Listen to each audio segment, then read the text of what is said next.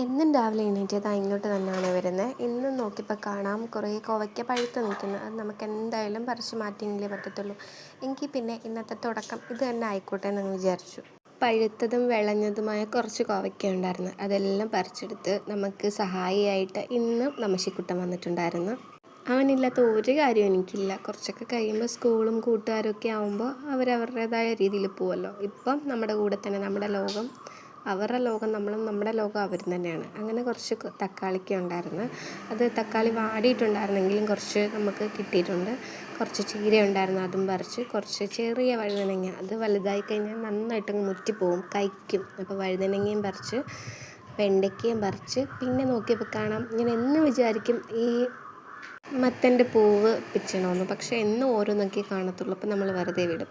അപ്പോൾ എന്തായാലും ഇന്ന് ഒന്നുണ്ടായിരുന്നു, അതങ്ങ് എടുത്ത്. അതിന് ശേഷം കുറച്ച് വിളഞ്ഞ് നിൽക്കുന്ന പയറുണ്ടായിരുന്നു, അതും പൊട്ടിച്ചെടുത്തു. അപ്പം നമുക്കിന്ന് കറിക്ക് ആവശ്യത്തിനുള്ള സാധനങ്ങളൊക്കെ അത്യാവശ്യം കിട്ടിയിട്ടുണ്ട്. ഇനിയത്തെ ടാസ്ക് എന്ന് പറയുന്നത്, നമ്മുടെ സഹായി ഒരു കച്ചവടക്കാരനാണ്. വണ്ടിക്കകത്ത് എല്ലാ പച്ചക്കറിയും പറ്റുന്നിടത്തോളം വെച്ചിട്ടുണ്ട്. ഇനി നമ്മുടെ കയ്യിൽ നിന്ന് പൈസ വാങ്ങിച്ചിട്ടേ നമുക്കിത് തരത്തുള്ളൂ. അവൻ്റെ ഒരു രസമാണ്, ഒരു കളിയാണ്. അപ്പോൾ അവൻ അതും തുടങ്ങിയിട്ടുണ്ട്.